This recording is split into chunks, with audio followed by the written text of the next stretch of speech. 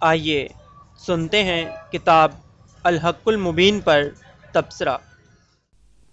حضرت قلندر اویسی رحمۃ اللہ علیہ کی یہ کتاب تصوف پر مبنی ہے، جس پر تبصرہ کیا ہے مفتی احمد میاں برکاتی نے۔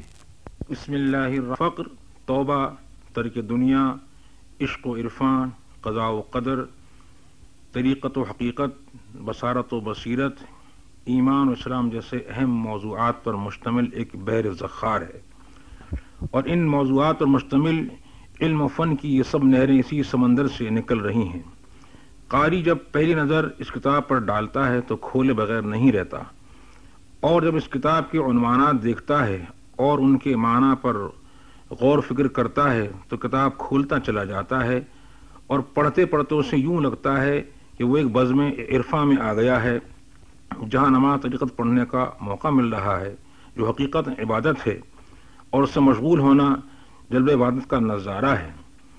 جب قاری اپنی بصارت کے علاوہ بصیرت کو بھی ان موضوعات کو سمجھنے میں لگاتا ہے تو اس کی روح معطر ہو جاتی ہے، اور یہ تمام عبادات اللہ تعالیٰ کا پاک ذکر ہیں، اللہ رسول جل جلالہ و صلی اللہ علیہ وسلم کا کلام اس کتاب کا زیور ہیں، جس کی کھنکھناہٹ قاری اور سامع دونوں کو اپنی جانب متوجہ کرتی ہے، جس کے بہتے ہوئے جھرنوں کا پانی تشنگی و ذوق کو بجھاتا ہے۔ یہ کتاب اپنے پڑھنے والوں کو اس مقام تک لے جاتی ہے جہاں ذکر حق کی کثرت سے قاری کا دل محبت الہی کے انوار سے روشن ہو جاتا ہے۔ جب دل سے دنیا کی محبت نکل جائے اور خالق کی محبت غالب آ جائے تو وہی دل والا حق سبحانہ و تعالیٰ کا مقرب بندہ ہوتا ہے۔ طالبان معرفت الہی اس کتاب کے مضامین میں گم ہو کر صلاۃ دائمی میں مستغرق رہ سکتے ہیں، جسے رب قدیر نے ہم علی صلاتم دائمون کہہ کر بیان فرمایا ہے۔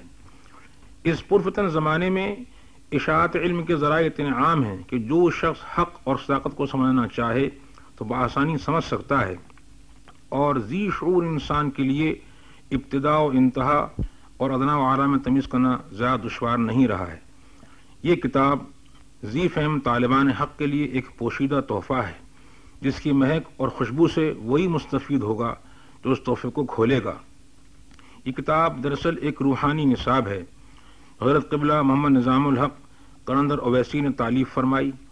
اس کی ترتیب و تقدیم مولانا محمد احمد خان کے قلم کا کمال ہے۔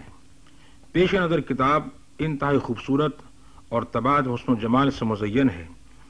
کتاب کے ساتھ کتاب میں استعمال کیے گئے فصاحت و بلاغت سے پر الفاظ و معانی پر مشتمل ایک لغت بھی ہے، جس سے قاری کو یہ فائدہ حاصل ہوتا ہے کہ جب وہ کتاب پڑھتے پڑھتے کسی مشکل لفظ پر رکتا ہے تو لغت کا سہارا لے کر آگے بڑھتا چلا جائے گا۔ یہ لغت کی کتاب 76 صفحات پر مشتمل ہے۔ اس میں بعض صوفیانہ اس طرح تشریح بھی کی گئی ہے جو بجائے خود ایک معلوماتی رسالہ بن گئی ہے۔ اسی کے ساتھ ساتھ 128 صفحات کی ایک اور کتاب ہدیہ قارئین ہے جو سزکتی آہوں اور دکھی انسانیت کو ایک جام میں سکون دائمی فراہم کرتی ہیں۔ یعنی جو شخص الحق المبین کے مضامین کو مختصر حصے میں سمجھنا چاہے وہ اس تعارفی اقتباسات کو پڑھ لے۔ اس زمانے میں یہ تینوں کتابیں ایک حسین گلدستے کی شکل میں سامنے آئیں جو حسن صوری اور حسن معنوی سے ایسا مزین اور آراستہ ہے کہ اپنا ہو یا بیگانہ ایک بار ضرور کتاب کو ہاتھ میں لینا چاہے گا، اور پھر کتاب کھول کر اس کی مشام جاں معطر ہوتی چلی جائے گی۔ اللہ تعالیٰ اس کتاب کو اہل دل کے لیے نجات اور ہدایت کا ذریعہ بنائے، آمین، بجائے مصرین صلی اللہ تعالی علیہ وآلہ وسلم۔ طالب حقیقت اپنی اصلاح باطنی مشترکہ ذکر و فکر اور نصاب روحانی کتاب الحق المبین شریف کو حاصل کرنے کے لیے رابطہ کریں۔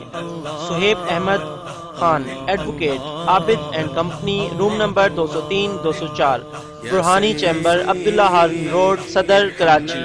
فون 021-272-9823۔